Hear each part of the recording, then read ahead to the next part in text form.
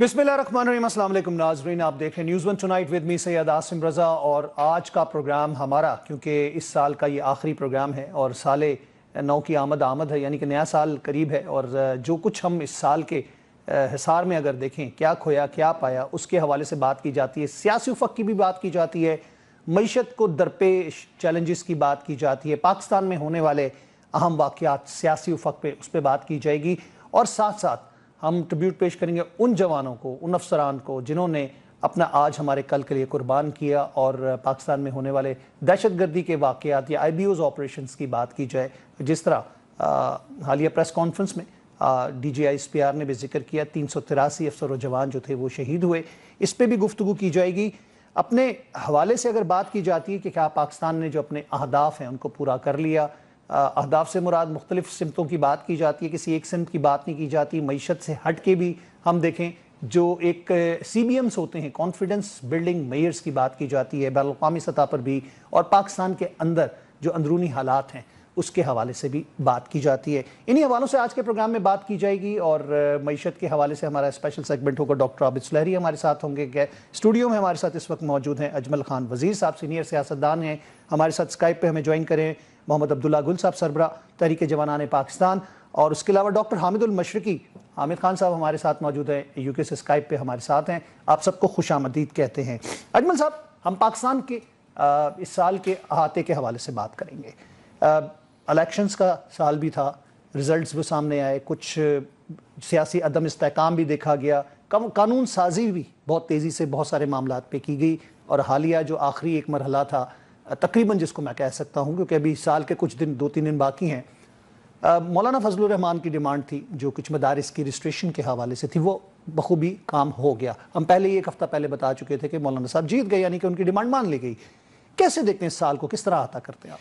देखिए, इस साल के हवाले से आसिम, आपने जैसी बात की कि माशी सूरत हाल अच्छी खासी गंभीर थी और उसमें ये कोशिश की गई है, मैं इसका क्रेडिट डेफिनेटली दूंगा, जिसमें हमें खुलकर ये बात करनी चाहिए अब तो कि इसमें कोई दूसरी राय नहीं है कि मेन जो credit goes to army chief, क्योंकि उसने जिस तरीके से माशी सूरत हाल के हवाले से जो एक्शन लिए और खुद SIFC बनाई, और उसके बाद खुद वो गए, गल्फ स्टेट खुद गए, दूसरे ममालिक, दोस्त ममालिक के पास खुद जाकर वहाँ पे उनसे बात करके जिस तरीके से मुल्क डिफ़ाल्ट तकरीबन पहुँच चुका था और उसको वापस कराकर, जिसमें अगर हुकूमती लेवल पे मैं देखूं तो फिर जो वज़ीर ख़जाना है उसको भी, औरंगज़ेब साहब जो है उसको भी क्रेडिट जाता है कि उन्होंने भी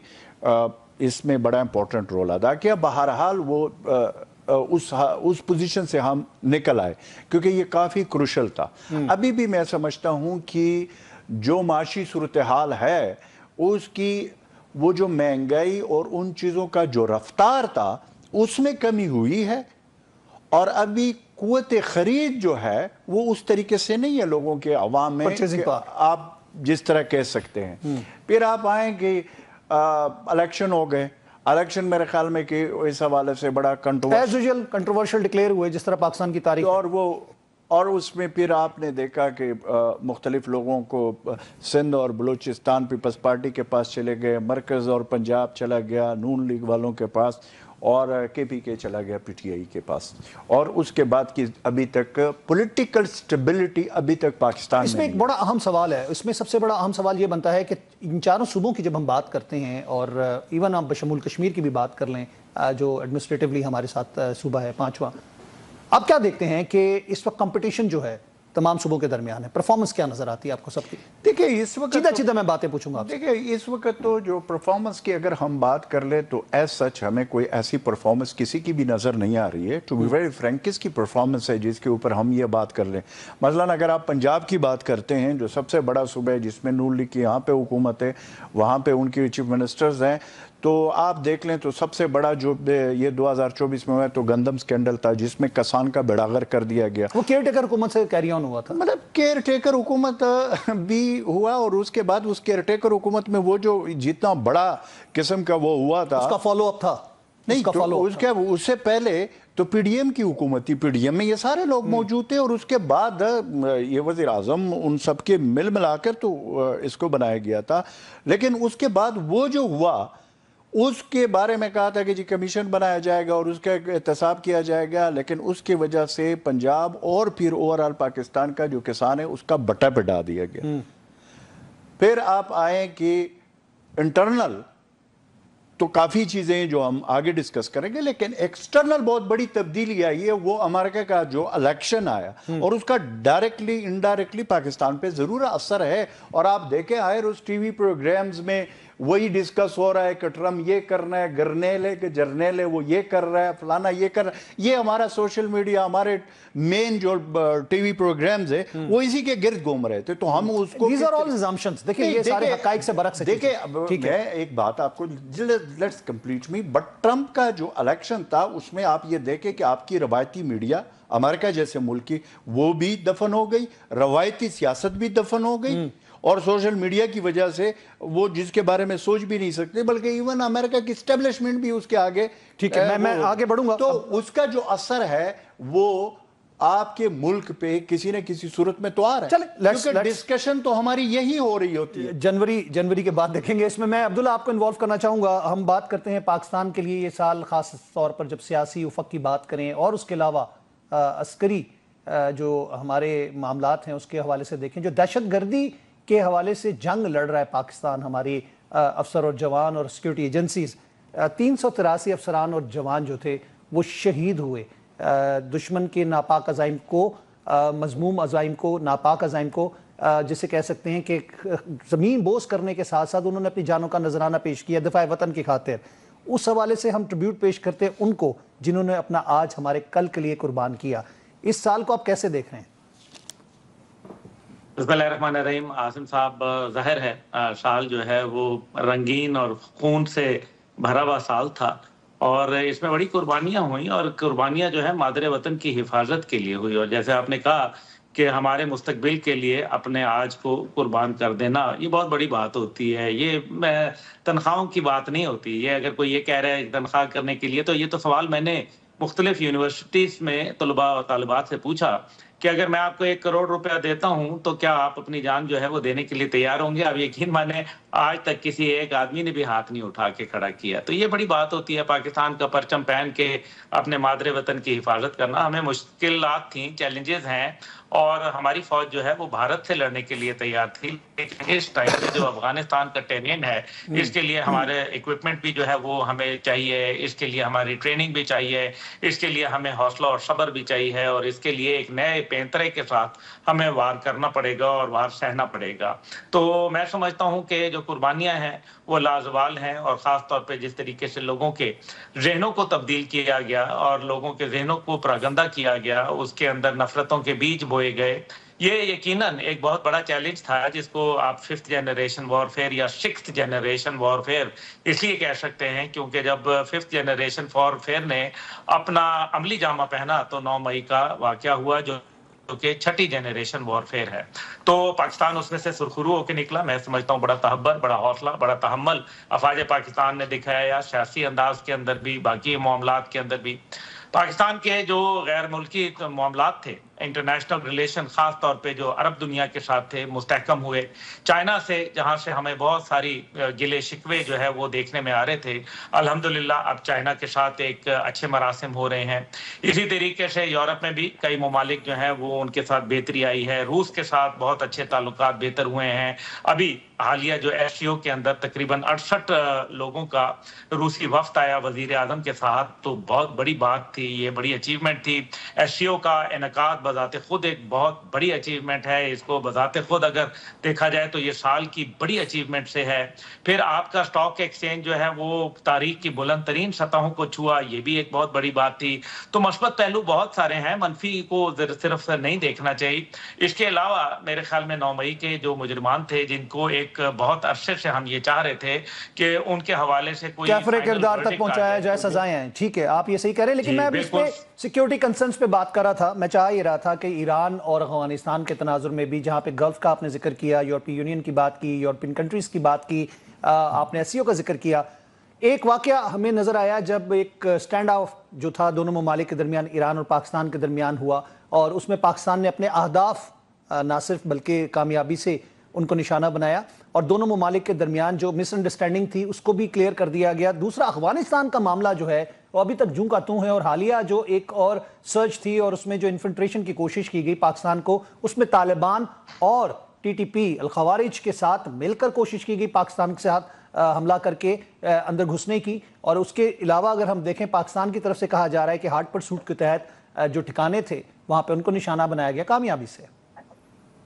دیکھیں بالکل درست بتایا، لیکن جہاں ایران اور پاکستان دو برادر ملک ہیں اور ظاہر ہے ان کے آپس میں مس انڈرسٹینڈنگز ہو جاتی ہیں، جو بھی وجوہات ہیں ہو گئی ہیں۔ آپ دیکھیں نا ایران کے اوپر متعدد پریشر ہیں مختلف جگہ سے، ان کے اندر بھی کچھ کالی بھیڑیں موجود ہیں، جس کو ظاہر ہے جس کی وجہ سے ابھی جو متعدد شہادتیں ہوئیں اسماعیل ہنیہ سمیت، وہ میرے خیال میں اس کی ایک بڑی وجہ یہ ہے کہ ان کے اندر کچھ میرے خیال میں شکم موجود ہیں، کچھ ایسے لوگ موجود ہیں جو یہ غلط حرکت کرتے ہیں۔ لیکن بہرحال پڑوسی ہے اور جو بھی ہوا پاکستان نے اس کا بہترین جواب دیا اور معاملہ ختم ہو گیا۔ اس کے بعد ابراہیم رئیسی صاحب کا دورہ ہوا اور ابراہیم رئیسی صاحب نے پاکستان کے ساتھ بہت اچھے، اور پھر ہم نے باقاعدہ ایران روڈ اسلام آباد میں ان کے سے افتتاح کروایا، اس کا نام رکھا۔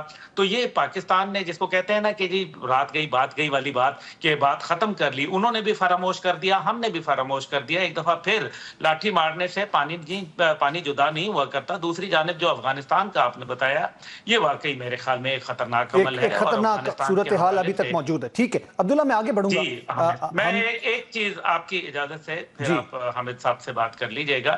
دیکھیں جو اس کے اندر میرے خیال ہے ہمیں جو انٹرنیشنلی جو ایک سب سے بڑا پیراڈائم شفٹ میں دیکھ رہا ہوں، وہ مجھے لگ رہا ہے کہ ہم لک ایسٹ پالیسی کی جانب بڑھ رہے ہیں، لک ویسٹ پالیسی کو ہم خیر بات کہہ رہے ہیں۔ ابھی جو حالیہ سیاسی دباؤ پاکستان کے اوپر ہوا، بیلسٹک میسائل پروگرام کے اوپر جو ہے پابندیاں لگائی گئیں، تو یہ rather I would like to say roller coaster situation جو پاکستان کی آج سے 10 سال پہلے بھی تھی، آپ دوبارہ وہی نظر آتی ہے۔ مشرق کا سفر شروع کر چکے ہیں اور سالے جو 2025 ہے وہ بڑا ڈیسائسو ہوگا۔ حامد المشرقی صاحب، پاکستان کی اس وقت بین الاقوامی تناظر کے اندر بات ہو رہی ہے اور پاکستان نے جو اچیومنٹس حاصل کی ہیں پاکستان کے سپورٹس میں، اگر ہم بات کریں جو ہمارے جیولن تھرو میں گولڈ میڈلسٹ جنہوں نے ورلڈ ریکارڈ قائم کیا، ایک بڑا کامیابی سے پاکستان کا سر فخر سے بلند کیا، تقریباً 18 سال بعد پاکستان کا پہلا گولڈ میڈل تھا اولمپکس میں۔ بہت اچھی کامیابیاں ہمارے اس میں پازیٹیو چیزیں بھی ہیں، لیکن ساتھ ساتھ جب ہم بات کرتے ہیں پاکستان کی مجموعی صورتحال کے اور بین الاقوامی تناظر میں، آپ کیسے دیکھتے ہیں یہ سال کیسا رہا پاکستان کا؟ بہت شکریہ عاصم۔ میں یہ کہوں گا کہ عبداللہ گل صاحب نے بڑا ہی اچھا سمرائز کیا پاکستان کے حوالے سے اس سال کو، بالکل ایسے ہی ہے۔ سب سے اہم بات یہ ہے کہ پاکستان کی وہ جو مایوس کن صورتحال تھی اکانومی کے حوالے سے، اس کے اندر دوبارہ سے جس انداز میں جان آ گئی اور پاکستان کی اکانومی ٹریک پہ پڑ گئی۔ دوسری بات یہ کہ بالکل credit goes to army chief اور SIFC اور سارا کہ انہوں نے اس معاملے کو خود ٹیک اپ کیا، چاہے وہ گرین پاکستان جیسا بہت بڑا انیشیٹو ہو، چاہے وہ سرمایہ کاروں کو لانے کے حوالے سے بہت بڑی انیشیٹوز ہوں، چاہے وہ جو بین الاقوامی دنیا میں جو پاکستان کا جو کانفیڈنس بلڈنگ میئرز ہیں ان کے اوپر کام کرنا ہو۔ سب سے اہم بات یہ ہے کہ پاکستان نے ایک پیغام دیا ہے جو بڑا ضروری تھا موجودہ صورتحال میں، وہ یہ کہ چاہے وہ یورپ ہو، چاہے وہ امریکہ ہو، جتنا مرضی ہم پہ دباؤ ڈالا جائے مشرق وسطیٰ کی صورتحال کے حوالے سے، پاکستان نے کسی بھی انداز میں جو ہے اس کے اندر ان کا اس انداز میں حریف نہیں بنے جہاں پر مسلمانوں کے خلاف ظلم ہو رہا ہے۔ ہم نے دیکھا اسرائیل کے اوپر نے جتنی بربریت کی ہے فلسطینیوں پر، پھر اس کے بعد یمن کی صورتحال جہاں پر پاکستان کو بڑی کوشش کی گئی کہ متنازع بنایا جائے، پاکستان نے اپنا سٹانس برقرار رکھا۔ اسی طرح یورپ اور امریکہ کو واضح پیغام دیا گیا کہ پاکستان کے اندرونی معاملات میں کسی بھی حالت میں کسی کو بھی اختیار نہیں ہے کہ وہ اس کے اوپر کسی انداز سے بھی اپنی دخل اندازی کرے۔ میرا خیال یہ ہے کہ پاکستان نے اس سال کے اندر بہت زیادہ اللہ کا شکر ہے سٹیبلٹی اچیو کی ہے۔ پولیٹیکل سٹیبلٹی کا ایشو ضرور ہے، ہمیں سمجھنا ہوگا، لیکن وہ بھی میرا خیال یہ ہے کہ آئندہ آنے والے دنوں میں سیٹل ہوگا۔ اور سب سے بڑھ کر یہ ہے کہ بہرحال اس سے کوئی انکار نہیں ہے کہ قانون کی عملداری अदालतों के फैसलों का आना और पाकिस्तान के अंदर दोबारा से सरमाया कारी का एतमाद बहाल होना जो है वो इस साल की बड़ी कामयाबियां हैं। स्टॉक एक्सचेंज क्यों भूलते हैं आमिर साहब, आप खुद भी एक क्रिकेटर हैं और हमारे जो इंटीरियर मिनिस्टर और पीसीबी के चेयरमैन हैं उन्होंने भारत को नाको चने चबवा दिए और खासतौर पर जो इस वक्त चैंपियंस ट्रॉफी के हवाले से जो फॉर्मूला 3 साल के लिए आया है, एससीओ में जयशंकर को भी आना पड़ा और उसके बाद इनको भी मजबूर होना पड़ा कि 3 साल पाकिस्तान के दिए हुए फॉर्मूले पे खेलेंगे। और हमने देखा कि पूरा इंडियन मीडिया चीखता रहा कि जी ये भारतीय क्रिकेट बोर्ड की हार है और पीसीबी की जीत है। ये वाकई बहुत बड़ी कामयाबी है मोहसिन नकवी साहब की, मैं इनको पूरा क्रेडिट देता हूं कि बहरहाल पहली बार भारत को हमारी टर्म्स के ऊपर भी आना पड़ा, वरना उन्होंने पाकिस्तान के साथ ना खेलना और अपने मुल्क में हमें खिलाने का जो रवैया अपनाया हुआ था और जो रीत थी उसको तोड़ के मेरा ख्याल है पाकिस्तान ने आईसीसी में बहुत बड़ी कामयाबी अब यहाँ पे मैं शॉर्ट क्वेश्चंस करूंगा क्योंकि फिर हमने ब्रेक की तरफ बढ़ना है आप सब हजरात से। अजमल साहब, बात ये आती है कि पाकिस्तान में सियासी मफाहमत की बात की जाती है और सियासी मफाहमत में हमारे बहुत सारे ऐसे लोग हैं जो कि पाकिस्तान की सियासत के हवाले से मफाहमत का किरदार बहुत खूबी से अदा करते आए हैं। आपको लगता है कि इस साल में मफाहमत जो है वो एंड के करीब पहुंचते पहुंचते साल के कुछ किसी हद तक कामयाब होती नजर आ रही है? नहीं आसिम, मैं इससे इत्तेफाक नहीं करता हूँ। पॉलिटिकल स्टेबिलिटी या मफाहमत की जहाँ तक बातें, वो पॉलिटिकल जितने भी किरदार है इस वक्त, जितने भी लीडरशिप आपको नज़र आ रही है, देखिए उनकी एक कोशिश है, वो अगर हुकूमत के अंदर है तो भी उनकी ये कोशिश है कि 20वीं तरमीम आपके सामने मौजूद है भाई, अगर आप उसको दूसरी तरफ ले जा रहे हैं कि वो किसकी वजह से हुआ है, फिर उस पर फिर खुलकर बात कर ले, वो एक अलग मौजू है कि 26वीं आईनी अमेंडमेंट कैसे हुई है, वो आपको भी पता है, मुझे भी पता है और हमारे पैनलिस्ट को भी पता है। ओवरऑल अगर पॉलिटिकल लीडरशिप को आप देख ले, पॉलिटिकल लीडरशिप जो इस वक्त हुकूमत के अंदर है, चाहे वो मुस्लिम लीग नून हो, चाहे वो पीपल्स पार्टी हो, उनकी अगर एक आप ये देख ले तो मुतवातर मुझे एक चीज़ 2024 में नज़र आई कि उनकी ये कोशिश है कि ये जो पॉलिटिकल जो माहौल है पाकिस्तान का, वो ऐसे दूसरी तरफ उनका हमेशा कोशिश ये होती है कि उनमें से खुद को अपने आप को डिस्टेंस में करके ये बिटवीन दो, यानी कि एक पीटीआई और स्टेब्लिशमेंट का कोशिश ये की जा रही है कि ये तो इनका मसला है, इनका ये जो पॉलिटिकल लीडरशिप है ये अपना मसला समझती भी नहीं है। उसकी वजह ये है कि आप पूरे 2024 के इलेक्शन के बाद, इलेक्शन से पहले अभी तक आप लोग देख ले, ये वाहिद हुकूमत है, फेडरल हुकूमत है कि काउंटर नैरेटिव या नैरेटिव बनाने में मुकम्मल तौर पर खिलाफ है। तो देखें इस वक्त तो काउंटर, इस वक्त तो आसिम, इस वक्त तो नैरेटिव की जंग है, अमेरिका से लेकर पाकिस्तान तक हर तरफ नैरेटिव की जंग। नैरेटिव में आपको आपके ख्याल में हुकूमत जो है नैरेटिव बिल्ड करने में या पीटीआई के एंटी नैरेटिव बनाने में वो नाकाम रही है? अब्दुल्ला साहब, आप कैसे देखते हैं कि नैरेटिव बिल्डिंग पाकिस्तान का एक खासा है और ख़ास तौर पे अगर हम बात करें पाकिस्तान की दिफा के हवाले से, हमारी अफवाज का एक नैरेटिव हमेशा से बहुत जैसे कहते हैं ना कि मोतबर रहा और भारत को कई मौक़ों पे, चाहे बालाकोट स्ट्राइक की बात की जाए, ऑपरेशन स्विफ्ट रिटार्ड की बात की जाए, और आज तक किसी भी मामले पर वो हमेशा मुंह की खाते रहे। आप समझते हैं कि नैरेटिव जो है अब हमारे लिए बहुत इंपॉर्टेंट हो गया है, बशमूल दिफा की खातिर भी बात करें अगर तो? देखिए, नैरेटिव्स कोई भी हों, अगर वो झूठ की बुनियाद होगी तो वो नैरेटिव जो मर्जी कर लें, उल्टा लटक जाएं, वो नैरेटिव कभी भी ठीक नहीं होगा। इसराइल ने नैरेटिव बिल्ड करने की कोशिश की, मुंह की खाई। इसी तरीके से मुतअद्दद और भारत है, वो डिसइंफो लैब वगैरह उन्होंने किया, क्या हुआ? कोई नैरेटिव बिल्ड नहीं होता। पाकिस्तान सच के ऊपर बात करता है और आईएसपीआर जैसा इदारा जो है उसको तो भारत तक ने एक्नॉलेज कर लिया कि काश के हमें कोई आईएसपीआर बना दे। उनके तारीफ करता रहा, बिल्कुल दुश्मन ने भी तारीफ की। उनके तमाम सर्विसेज चीफ जो हैं वो उठ के जो है वजीर आजम के पास गए और कहा हमें आईएसपीआर जैसा एक इदारा बना दें, हमें एक आईएसआई जैसा इदारा बना दें। उन्होंने कहा ये नहीं मुमकिन, क्योंकि हम तो बहुत ही फर्क लोग हैं। बहरहाल जहां तक नैरेटिव है, देखें असल बात यह है कि दुनिया को अपना पैगाम पहुंचाना। अभी ये हामिद मशरकी साहब बैठे हैं मुजाहिद हैं, ये तो खुद अभी बरतानिया में बैठ के ये क्या कर रहे हैं, अपना पाकिस्तान की हकीकत बयान कर रहे हैं। हम तो आसिम साहब, आप हैं, मैं हूं, अजमल वजीर साहब हैं, हामिद अल मशरकी साहब हैं, क्या कर रहे हैं? असल बात यह है कि हम सच्ची बात लोगों तक पहुंचाने की कोशिश कर रहे हैं, वतवासो बिल हक वतवासो बिल सब्र के जरिए। अब पाकिस्तान एक सच्चाई है और दुनिया को ये नजर आ रहा है और लोगों को अंदाजा हो रहा है, लेकिन साथ ही साथ पाकिस्तान एक न्यूक्लियर पावर है, पाकिस्तान एक नजरियाती पावर है, पाकिस्तान जो है अब अल्हम्दुलिल्लाह हम एक मिसाइल जो है वो भी उस प्रोग्राम में इतने आगे चले गए हैं कि दुनिया को खटकने लग गए हैं। तो ये तो फिर इसका मतलब यह है कि आप देखें कुछ तो है ना जो पाकिस्तान के अंदर है, खास है तरकीब में कौम रसूल हाशमी। जी बिल्कुल अब्दुल्ला साहब, हम उस कौम से ताल्लुक रखते हैं जो कौम रसूल हाशमी कहलाती है। मैं हामिद अल मशरकी साहब की तरफ बढ़ूंगा। हामिद साहब, मुझे बताइएगा, नैरेटिव बिल्डिंग, नजरियाती सरहदों पर जंग, हमने तो आपको और मिलकर फाइट करते हुए देखा जब भी हम किसी एक प्लेटफॉर्म पे प्रोग्राम करते रहे बॉर्डर के उस पार। तो आप कैसे देखते हैं कि ये नजरियाती सरहदों का दिफा जो है और किस हद तक हमने बखूबी अंजाम दिया? देखिए, बिल्कुल सबसे अहम बात यह है कि जो जो अल्लाह ने हमें तौफीक दी है, अल्लाह ताला हमसे काम लेना चाहते हैं, हम दिलो जान से कोशिश करते हैं कि अपने मादरे वतन के लिए जो दुश्मन का प्रोपेगेंडा है उसके खिलाफ मुकम्मल तौर पर जंग लड़ें। और और अब्दुल्ला गुल जैसे भाई हो गए, आप हो गए, अजमल वजीर साहब हो गए, हम सब की एक ही कोशिश है, वो ये है कि दुश्मन को मुंह तोड़ जवाब दिया जाए। आज जो है वो नैरेटिव बिल्डिंग की जंग, 5th जनरेशन वॉर जो है, इसी के ऊपर सारी जंगें लड़ी जा रही हैं और इसी के ऊपर सारे बयानिए बनाए जा रहे हैं। एक बात समझने की, और वो ये कि मैं ये समझता हूं कि पाकिस्तान के अंदरूनी मामलात के अंदर बदकिस्मती से उस अंदाज में काउंटर नैरेटिव बिल्डिंग नहीं हो रही।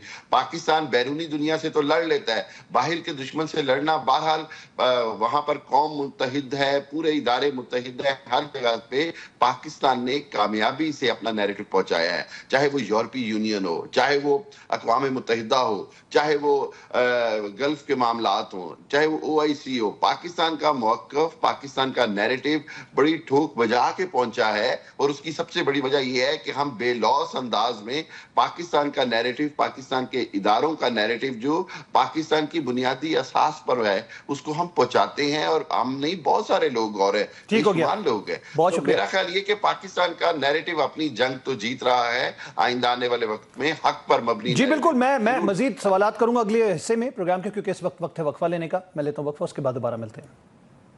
वेलकम बैक नाज़रीन, एक दफ़ा फिर खुश आमदीद कहते हैं प्रोग्राम न्यूज़ वन टुनाइट में। मैं अजमल साहब आपकी तरफ आऊँगा। मौलाना साहब के लिए ये साल बड़ा एक्टिव रहा, इसके लिए ख़ासतौर पर 26वीं तरमीम की अगर हम बात करते हैं, इलेक्शन के बाद वो प्रोटेस्ट भी करते रहे, इसको मुतनाज़ा इलेक्शन कहते रहे, अभी तक वो ये कह रहे हैं। उसके बाद जो मदारिस की रजिस्ट्रेशन वाला मामला, ये खुदा करके ये ऊँट किसी करवट बैठा, और पिछले हफ्ते जिस तरह मैंने प्रोग्राम में कहा था कि मौलाना की जीत हो गई, यानी कि जो वो चाह रहे थे नोटिफिकेशन जारी करवाना, वो हो गया है। तो मुफाहमत और मसालियत के हवाले से अगर देखें तो ये भी एक बहुत बड़ा जो सिलसिला था जो कि ख़तरनाक हद तक जा रहा था कि सड़कों पे आने की बात की जा रही थी। कैसे देखते हैं आप? नहीं, मैं तो इस हवाले से आसिम, आपके प्रोग्राम में मेरे ख्याल में 1-2 दफ़ा मैंने कहा था कि मौलाना साहब इस हवाले से वो जो बात तो वो करते हैं, अब उसकी तकरीरें भी सख्त होती, प्रेस कॉन्फ्रेंस सख्त होती है, लेकिन वो एक सुलझे हुए सियासी पॉलिटिकल लीडर है, वो उस जगह पे बात नहीं पहुंचाते जहाँ पे मसला ख़राब होता है। और हमेशा से हमने देखा है कि मौलाना साहब कहीं ना कहीं पर बातचीत के ज़रिए मामलात को हल कर देते हैं, और वही हुआ। और ये हम पहले से प्रिडिक्ट कर चुके थे, क्योंकि हमें उनके सियासत को अगर देख लें तो उन्होंने काफ़ी उसमें फ्लेक्सिबिलिटी होती है। और ये वाला जो मदारस वाला वो था, उसमें आप अगर अभी भी आप देख लें तो दोनों तरफ विन विन सिचुएशन हो गई। कोई ऐसा नहीं हुआ कि एक तरफ को उनकी बात मान ली गई तो दूसरी की तरफ नहीं मान ली गई। दोनों तरफ से वो जो ऑर्डिनेंस है, चूँकि आपको पता है कि ऑर्डिनेंस तो कुछ महीनों के लिए होता है, लेकिन वो जो कानून साजी थी, जो अमेंडमेंट होनी थी, वो वहाँ पे बहरहाल नहीं हुई, जिसके ऊपर मौलाना साहब ने 26वीं आईनी अमेंडमेंट के वक़्त जो ये पॉइंट था वो नहीं हुआ, वहाँ से 2/3 मेजॉरिटी के ज़रिए नहीं हुआ। Ordinance is something different. सो बहरहाल ये विन विन सिचुएशन है दोनों तरफ, और ये अच्छा हो गया। मसला हमारा एक और है आसिम, जैसे हमारे दोनों भाइयों ने बताया कि देखिए हमारा इसमें तो कोई दूसरी राय नहीं है कि हमारी जो दिफाई सूरत हाल है या दिफाई जो हमारा पॉइंट ऑफ व्यू है वो तो मजबूत था और है और रहेगा इंशाल्लाह। لیکن ہمارا پرابلم جو پولیٹیکل پرابلم ہے جو حکومتوں کے حوالے سے ہے، ہم نے بات اگر اس نیریٹیو کی بات ہم کر لیں تو وہ نیریٹیو آپ کو جو 5th جنریشن وار کی بات ہوتی ہے ان چیزوں پہ جب ہم آ جاتے ہیں تو آپ دیکھ لیں آپ کو کہیں پہ ان کے نیریٹیو نظر ہی نہیں آتی ہے. تو یہ بدقسمتی سے ہمارا اس وقت یہ پرابلم بن چکا ہے، چاہے ہم مانیں چاہے نہ مانیں. دیکھیں اب میں جس طرح عبداللہ گل نے بات کی ہے، جس طرح ڈاکٹر صاحب نے بات کی ہے، دیکھیں یہ ہم انڈیویجول تو ان چیزوں کو، لیکن جن کی یہ ریسپانسبلٹی ہے کہ انہوں نے ایک نیریٹیو دینا ہے اور اس کے وہ مراحت لیتے ہیں، اس کے وہ پروٹوکول لیتے ہیں، اس کے وہ تنخواہیں لیتے ہیں، یہ ان کا بیسکلی کام ان کا ہے. اب اگر آپ وہ دیکھ لیں تو جو کام اگر آئی ایس پی آر کے پریس کانفرنس کے ہم انتظار میں ہوں اور جب وہاں سے بات آ جاتی ہے بہت ساری چیزوں سے، لیکن وہی چیز تو حکومت کی جو رسپانسبلٹی کی کام تو ان کو کرنے کا ہوتا ہے کہ بہت ساری چیزیں ڈے ٹو ڈے کلیئر کرے. لیکن یہاں پہ آپ یہ دیکھ لیں، میں آپ کو یہ نہیں کہہ رہا ہوں کہ سوشل میڈیا پہ، میں یہ کہہ رہا ہوں کہ اس پہ بڑا جھوٹ پھیلایا جا رہا ہے، اور لیکن ہمارے پشتوں میں کہتے ہیں کہ جہاں پہ سچ پہنچتا ہے اس سے پہلے جھوٹ نے پورے کے پورے گاؤں تباہ کیے ہوتے ہیں، اور کہتے ہیں کہ اتنا جھوٹ بولو کہ لگے کہ سچ ہے. ایگزیکٹلی میں وہی بات آپ کو کر رہا ہوں کہ ہم اس جھوٹ کا نیریٹیو تو نہیں بنا سکے. وہ جو چیزیں اچھا پھر حکومت کے پاس بیچنے کو بھی کچھ تو ہونا چاہیے نا.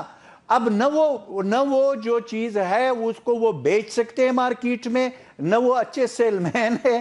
اب اگر اس بات پہ ہم اگر یہ ساری جوابیں، یہ سارے کام آئی ایس پی آر نے کرنے ہیں، جواب انہوں نے دینا ہے کہ اس چیز کا اس چیز کا اس چیز کا. مثلا میں آپ کو ایک بات بتا دوں، اب یہ جو لا اینڈ آرڈر کی سچویشن ہے خیبر پختونخوا میں، وہاں پہ ہم شروع دن سے یہ کہہ رہے ہیں کہ وہ جو 2021 میں ہوا تھا اس کے بعد یہ صورتحال خراب ہو گئی تھی. حالانکہ اس سے پہلے دیکھ لیں آپ، میں نیشنل ایکشن پلان پہ تو خیر وہ تو 2016 کے اندر ساری چیزیں تو عمل ہوا نہیں، اس پہ تو کسی حکومت نے، نہ فیڈرل حکومت نے، صوبائی حکومت میں. لیکن میں آپ کو 2021 کا وہ جو چیزیں اس دن D G I S P R نے کہا کہ جو وہاں پہ اس وقت ہوا ہے، اور انہوں نے بڑی ریئلسٹک بات کر کے، مجھے وہ بات اتنی ان کی پسند کہ انہوں نے کھل کر وہ بات کر دی. اب سوال یہ پیدا ہوتا ہے کہ اچھا اب اس کا پھر کیا ہوگا کہ یہ جو اتنا سب کچھ ہوا، اب یہ گورنمنٹ کا کام ہے، حکومت کا کام ہے کہ اس حوالے سے وہ کیا جواب دیتے. یہاں پہ پھر حکومت سائلنٹ موڈ میں چلی جاتی ہے. سو کہنے کا مقصد یہ ہے کہ یہ اگلے سال ہو یا پچھلا سال ہو، اگر رویہ یہی رہا حکومتوں کا، چاہے وہ دیکھیں 18ویں امینڈمنٹ ہوئی ہے، 18ویں امینڈمنٹ پہ ٹھیک ہے بڑا اچھا کام ہوا ہے، لیکن 18ویں امینڈمنٹ کا ایک بڑا نقصان یہ ہوا کہ وفاق کہتا ہے کہ یہ صوبوں کا کام ہے، صوبے کہتے ہیں کہ جی ہم نے یہ نہیں کرنا، صوبے کی اپنی مرضی ہے. میوزیکل چیئر کھیل رہے ہیں نا، بات تو وہی آتی ہے کہ اپنی ذمہ داری دوسرے پر ڈال کے. 18ویں امینڈمنٹ کے بعد عاصم یہ چیزیں آپ کے سامنے ہیں کہ اب خیبر پختونخوا میں صوبائی حکومت کہہ رہی ہے کہ جی یہ جو لا اینڈ آرڈر کی صورتحال ہے یہ وفاق کی حکومت ہے، وفاق کہتے ہیں یہ صوبے کی حکومت. بات یہ ہے کہ یہ رسپانسبلٹی میرے حساب سے دونوں کی ہے اور دونوں کو بیٹھ کر مسئلے کا حل کرنا. آگے عبداللہ گل آپ کی طرف آؤں گا کہ ہم اپنا نیریٹو بلڈ کرنے میں ناکام ہیں اور حکومت عوام کے سامنے وہ چیز پریزنٹ نہیں کر سکتی جس کا وہ کریڈٹ لے سکے. بیڈ گورننس کی بات اگر ہم دیکھیں تو D G I S P R نے بھی پریس کانفرنس میں کی. آپ کو لگتا ہے کہ معاملات بڑے خراب بیڈ گورننس کی وجہ سے ہوتے رہے پاکستان کے اندر؟ میرا خیال ہے بیڈ گورننس جو ہے وہ ایک بہت بڑا ایسپیکٹ ہے اس کے اندر، اور بدنیتی بھی میرے خیال میں ایک ایسپیکٹ ہے. کرپشن جو ہے اس کو آپ بالکل رول آؤٹ نہیں کر سکتے. کرپشن ہے، کرپٹ پریکٹسز ہیں، اور some how the other Pakistan کی سیاست یہ سوچنے لگ گئی ہے کہ بغیر اندھا دھند پیسے کے جو ہے وہ سیاست نہیں ہو سکتی. حالانکہ یہ غلط بات ہے. یہی پاکستان تھا جس کے اندر لوگ جو ہے 15-20 ہزار روپے الیکشن پہ لگاتے تھے اور الیکشن جو ہے وہ اس کے اندر محنت کرتے تھے اور اسی میں جیتتے بھی تھے، ہارتے بھی تھے. لیکن یہ جو اب کروڑ ہار روپے اور 60 70 کروڑ روپے کی سینٹ کی ٹکٹیں بکنا، 80 کروڑ روپے کی، یہ بات جو ہے یہ بالکل سمجھ سے بالا تر ہے، اور یہ انڈیکیٹ کر رہا ہے کہ یہ نظام جو ہے اس انداز میں نہیں چل سکے گا.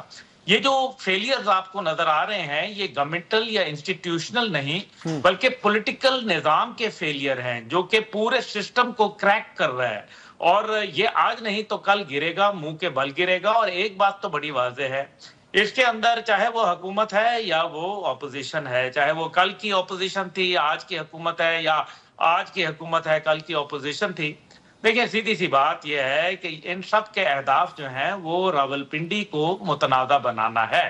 یہ بات تو اس میں کوئی شک و شبہ نہیں ہے. اب راولپنڈی کے کندھے کے اوپر رکھ کے دونوں فائرنگ کرتے ہیں، دونوں اس سے فائدہ اٹھانے کی کوشش کرتے ہیں، اور آخر میں یہ اصل میں ہنس رہے ہیں، یہ خوش ہو رہے ہیں کہ راولپنڈی کو جو ہے وہ مشکلات پڑ رہی ہیں. اصل میں یہ چیز جو سوچ ہے نا، یہ فکر، یہ ان کے نظام کو لے ڈوبے گی. اور جو کل کی پریس کانفرنس تھی D G I S P R صاحب کی پرسوں کی، وہ بڑی معنی خیر تھی. آپ دیکھیں روز روز فوجی جو ہے وہ پریس کانفرنس نہیں کیا کرتے. ایک پریس کانفرنس کے بعد دوسری پریس کانفرنس کرنا اور یہ پھر تیسری پریس کانفرنس ہونا، میں یہ سمجھتا ہوں کہ اس کے بعد جو پریس کانفرنس ہوگی وہ پھر وہ والی پریس کانفرنس جو ہے وہ خدا نہ خواستہ بن سکتی ہے. کیونکہ اگر ایسے حالات پیدا کر دیے گئے تو پاکستانی قوم جو ہے وہ بنیادی طور پر کیا چاہتی ہے؟ وہ چاہتی ہے معاشی استحکام چاہتی ہے. میں مان رہا ہوں کہ ہم کچھ معاشی بہتری آئی ہے، لیکن ابھی جو 2 بلین کا شارٹ فال آ رہا ہے، یہ ایک بہت بڑا شارٹ چیلنج ہے، فال ہے. بہت بڑا چیلنج اسی ہے. طریقے سے جی بہت بڑا چیلنج ہے، اور ابھرتے ہوئے وقت میں یہ مزید چیلنجز بڑھیں گے. اور پھر کیا صرف سیکیورٹی اداروں کی ذمہ داری ہے؟ صحیح ہو کیا گیا کیپیسٹی عبداللہ صاحب. بلڈنگ یہاں کرنا، پہ جو آخری بات، کیا کیپیسٹی بلڈنگ کرنا انسٹیٹیوشنز کی، کیا یہ حکومت کی ذمہ داری نہیں ہے؟ مطلب آپ اس سے زیادہ اور کیا اندازہ لگا سکتے ہیں کہ اگر جو ایس سی او کی کانفرنس ہو تو اس کے اندر آپ فوج کو بلاتے ہیں کہ جی سیکیورٹی، یعنی کہ 2,20,000 جو پولیس ہے پنجاب کی، اور تقریباً اچھی خاصی تعداد اسلام آباد پولیس کی ہے، رینجرز موجود ہیں، اور اس کے بعد ایف سی موجود ہے، اور پھر بھی آپ کو جو ہے وہ فوج کو بلانا پڑتا ہے. اس کا مطلب ہے کہ there are some serious administrative issues جس کا آپ نے انڈیکیٹ کیا. جی بالکل، آگے بڑھتے ہیں. حامد المشرقی صاحب آپ بتائیے گا کہ ہم پاکستان کے حوالے سے سیاسی عدم استحکام کو دیکھ رہے ہیں. پاکستان تحریک انصاف نے ایک ایسا اینٹی اسٹیبلشمنٹ نیریٹو بلڈ کرنے کی کوشش کی جو کہ بہت حد تک ہم نے دیکھا کہ جھوٹ پر مبنی نظر آیا ہمیں. آپ سمجھتے ہیں کہ اس کے اندر جب تک ہم اس آگ کو ٹھنڈا نہیں کریں گے یا کیفر کردار تک پہنچانے کے لیے جس طرح ملٹری کورٹس کا ڈیسیژن آئے، تو اس میں اور سپیڈی ٹرائل ہونا چاہیے تاکہ لوگوں کو ایک اپنا نظام کے اندر رہنا سمجھ آئے کہ ہمیں ملک و قوم کے جو مفاد ہیں اس کو ٹچ نہیں کرنا چاہیے؟ دیکھیے بالکل اس سے کوئی انکار نہیں کہ ریاست اور ملک کی جو سالمیت کے خلاف کیا گیا کوئی بھی اقدام ہے، اس کے خلاف قانون کا حرکت میں آنا اور قانون کا مجرموں کو سزا دینا جو ہے وہ انتہائی ضروری ہوتا ہے ملک کی بقا کے لیے بھی، اور سب سے بڑھ کر یہ کہ تاکہ اس سے جو ہے وہ سب لوگ عبرت پکڑے اور آئندہ کے لیے کوئی بھی ملک کی ریاست کے خلاف کام نہ کرے. اس سے کوئی انکار نہیں. لیکن وہیں پر میں اس ساری صورتحال میں سب سے بڑی ذمہ داری، جیسے ہم اس پہ ایگری ہیں، وہ ہماری سیاستدانوں کی ہے، سیاستدانوں کی اور ان کی لیڈرشپ کی ہے، جو بدقسمتی سے اتنا اپنی کرپشن، اپنی اقربا پروری، اپنے آپ کو بچانے کے لیے کسی کے کندھے پر بھی بندوق رکھنے کو تیار ہوتے ہیں، اور ہر وقت کسی کے کندھے پر بندوق رکھ کے چلا رہے ہوتے ہیں. ہم نے پرائم منسٹر کے سٹیٹمنٹس بھی دیکھے ہیں، ہم نے انفارمیشن منسٹری کے سٹیٹمنٹس بھی دیکھے ہیں، اور ہم نے بہت کچھ دیکھا ہے. یہ بدقسمتی ہے، اور اس کے سب سے بڑا نقصان یہ کہ عوام کا جمہوریت پر اعتبار ختم ہو رہا ہے. میں بار بار مختلف تھنک ٹینکس میں جا کے صرف یہ بات کرتا ہوں کہ عوام کا جمہوریت پر اعتماد ختم ہو رہا ہے.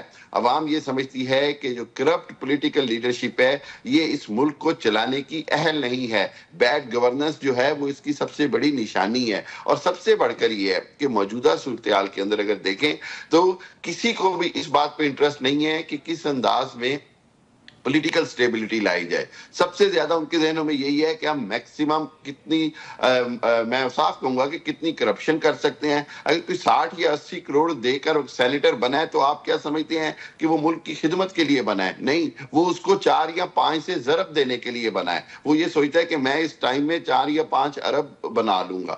جب سیاست دھندا بن جائے، کاروبار بن جائے، اور سب سے بڑھ کر یہ کہ اشرافیہ کے علاوہ کسی کے بس کا کام نہ رہے، تو یہ سمجھیں کہ جمہوریت جو ہے وہ اپنی موت مر رہی ہے. اس بات کو سمجھنا ہوگا کہ جمہوریت سے عوام کا اعتبار ختم ہو گیا تو پھر جو ہے وہ معاملات بہت مشکل ہو جائیں گے. اور یہ بات سچ ہے کہ آپ فوج کے کندھے پر بندوق رکھ کر چلاتے رہیں اور ان کو ہر بات میں گھسیٹیں گے تو مجبوری یہ ہوگی کہ پھر ان کو اپنا فیصلہ بھی کرنا پڑے گا, ان کو اپنا کردار بھی ادا کرنا پڑے گا. اور ایک ایسا خلا یا ویکیوم جو سیاستدان چھوڑتے ہیں ملک کے بچانے کے لیے, پھر اس خلا اور ویکیوم کو فل کرنے کے لیے دوسری قوتوں کو آگے آنا پڑتا ہے. یہ ایک سوچی سمجھی سی بات ہے کہ ممالک جب ریاست خطرے میں ہوگی اور وہاں پر ایک ویکیوم ہوگا تو اس ویکیوم کو فل کرنے کے لیے خود اداروں کو آگے آنا پڑتا ہے اور پھر ان کی عوام ذمہ دار قرار دیں گے. میں اب چھوٹا ایک سوال کروں گا جس کا ہاں یا نہ میں مجھے جواب چاہیے ہوگا. اجمل وزیر صاحب, آپ یہ بتائیے گا کہ اگلا آنے والا سال آپ کے لیے آپ کو لگتا ہے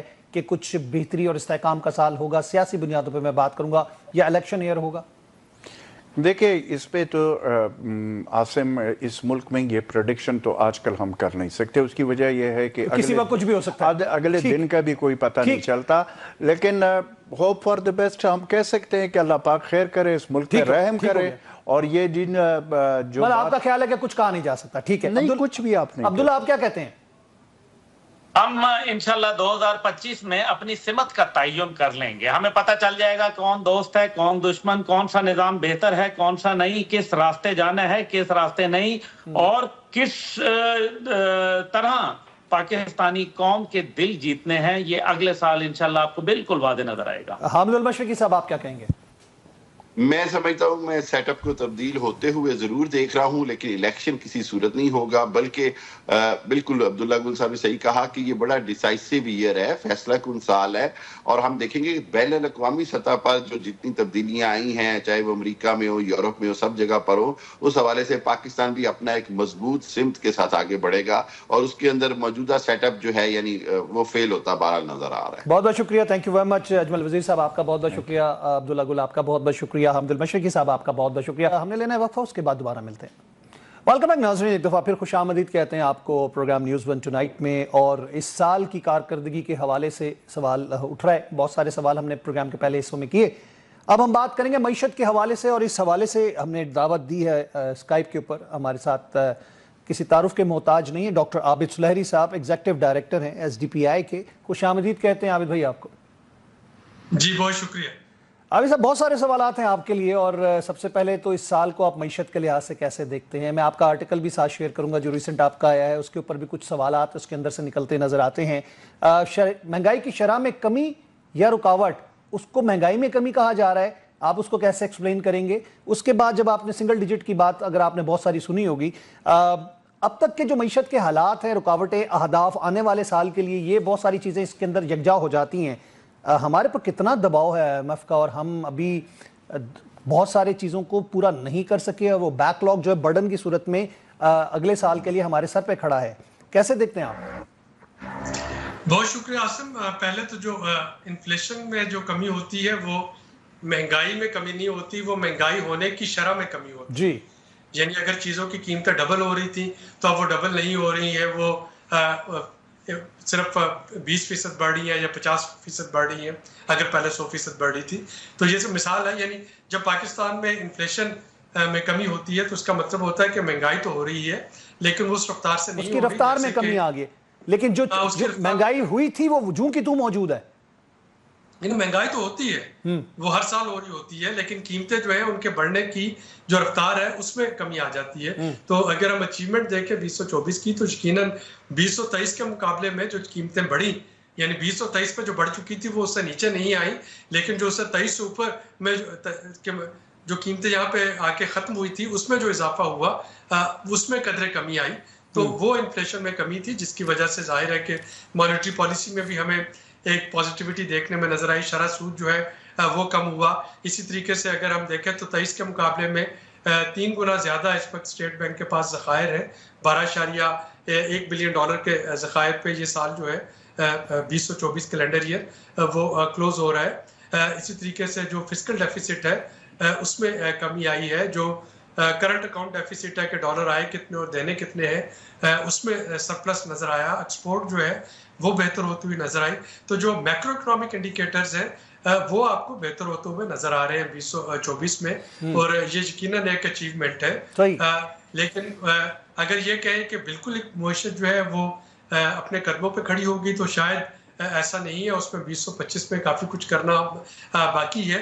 اور ایک چیز جس پہ کہ 2024 میں وہ کام نہیں ہو سکا معاشی لحاظ سے، وہ یہ ہے کہ ایک جو سوال میں یا آپ یا ہم سے پوچھا جاتا ہے یا ہم کرتے ہیں کہ یہ ساری چیزیں ہوگی، اس کا مجھے کیا فائدہ ہوا، یا اس کا ایک عام شہری کو کیا فائدہ ہوا، اس سے جاب کریشن ہوئی یا نہیں ہوئی، اس سے ہماری قوت خرید بڑھی یا نہیں بڑھی. تو یہ وہ ایک چیلنج ہے 2025 کے لیے کہ ایک ان ثمرات کو، میکرو اکنامک انڈیکیٹر کے ان ثمرات کو مائکرو لیول پہ پہنچانا.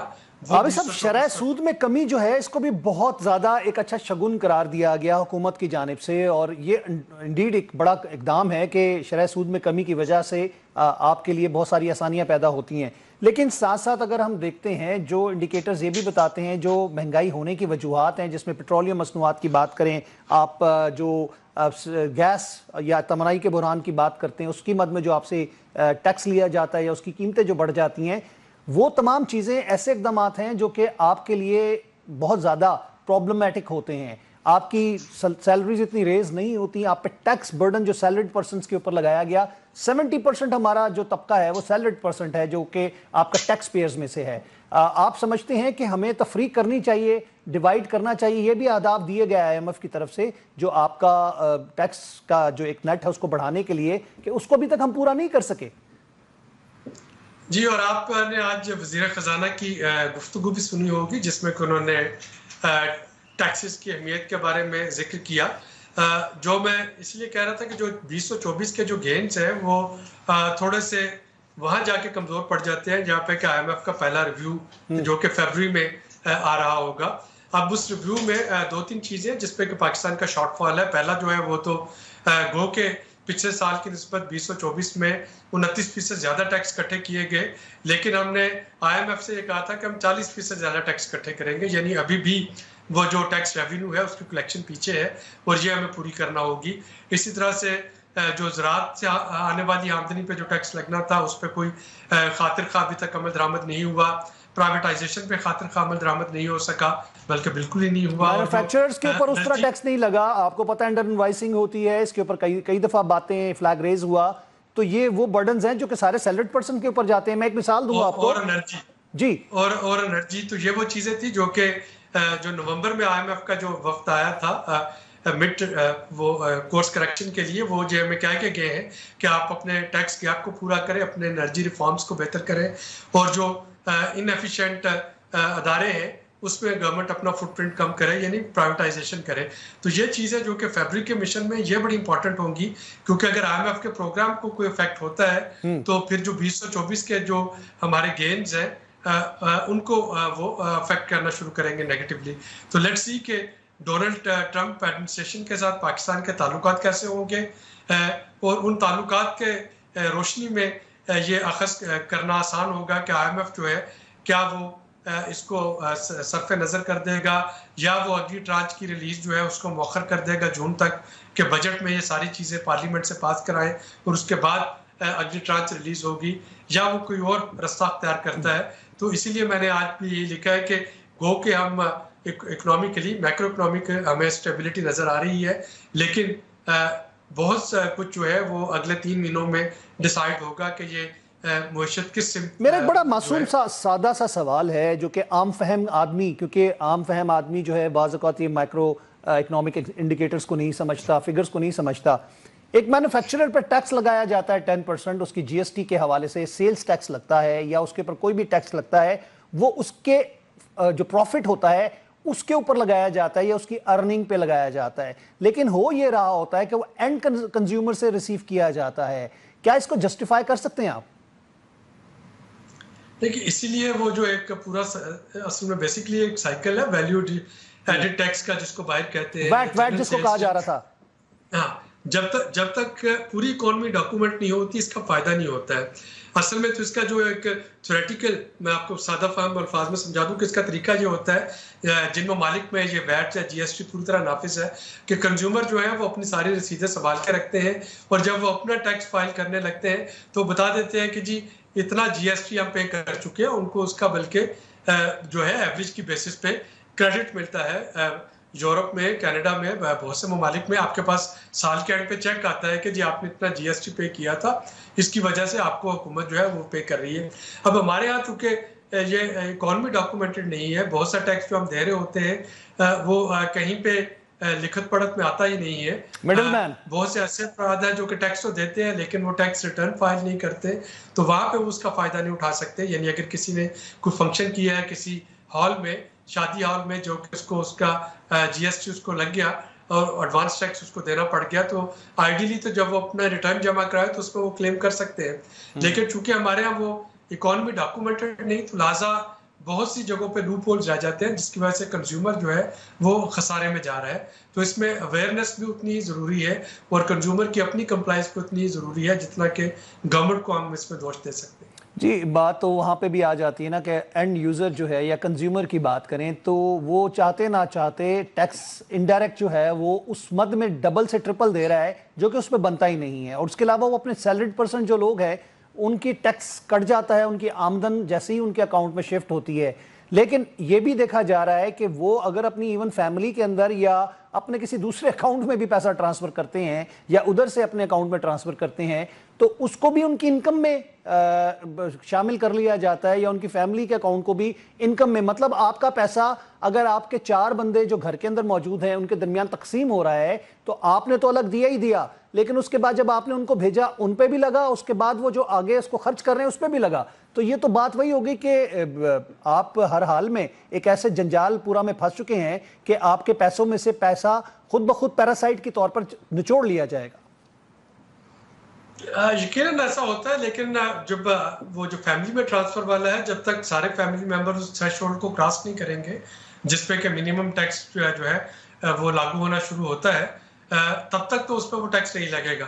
لیکن اگر کسی کی انکم اتنی زیادہ ہے کہ وہ اس میں ٹرانسفر کر رہے ہیں تو یقیناً وہ رقم جو ہے وہ اس میں آمدنی میں شمار ہوگی. بٹ ہیونگ سیڈ اٹ، ہمیں اس کا جو آسان سلوشن ہے وہ یہی ہے کہ ہمیں ڈیجیٹلائزیشن کی طرف جانا ہے، ہمیں ڈاکومنٹڈ اکانومی کی طرف جانا ہے، ہمیں FBR ریفارمز کی طرف جانا ہے. جب تک یہ اس میں ہیومن انٹرفیئرنس ختم نہیں ہوتی ہے اور جب تک یہ جو ہے ڈیجیٹلائزیشن کی طرف نہیں جاتے ہیں، بہت سی چیزیں ہیں جو اوور لیپنگ ہیں یہاں پہ کہ نقصان بھی پہنچ رہا ہے اور یہاں پہ کہ ٹیکس ڈاجنگ اور ٹیکس ایویژن بھی ہو رہی ہے. اور ان دونوں چیزوں کو تبھی روکا جا سکتا ہے جبکہ ہم جو لیٹسٹ ٹیکنالوجی ہے اس کو اڈاپٹ کرنا شروع کریں. کیا ہم اپنے اہداف پورے کر سکیں گے جو IMF کی طرف سے دیے گئے جو کہ نظر نہیں آ رہے اور اگلا سال اور ایک مشکل سال ہوگا؟ شاید جو پہلا ریویو ہے اس وقت تک تو مشکل ہے، جو اس کے بعد ریویو مشن کی جو اگلی ریکمنڈیشنز ہوں گی وہ میں نے آپ کو بتایا کہ وہ وہاں پہ جیو پولیٹکس انوالو ہوگی. وہاں پہ جو امپورٹنٹ فیکٹر ہوگا وہ یہ ہے کہ ہمارا نئی امریکن ایڈمنسٹریشن کے ساتھ تعلقات کیسے ہیں، اس کے اوپر منحصر ہے. کیا ایگزیکٹو بورڈ میں IMF کے ایگزیکٹو بورڈ میں امریکہ ہماری حمایت میں ہوگا یا وہ ہمیں تھوڑا سا سکویز کرنا چاہے گا، اور اگر وہ تعلقات اچھے نہیں ہوتے تو پھر یقیناً IMF بورڈ ہمیں ٹف ٹائم دے رہا ہوگا. بہت بہت شکریہ عابد سلیری صاحب، آپ نے اپنا وقت دیا. ناظرین کرام، پروگرام کا وقت ختم ہوا چاہتا ہے. یہ سال اس سال کا گزرتے سال کا ہمارا آخری پروگرام تھا. انشاءاللہ آپ سے اگلے سال اگلے ہفتے ملاقات ہوگی. میں چاہوں گا آپ سے اجازت، اللہ نے کے بعد.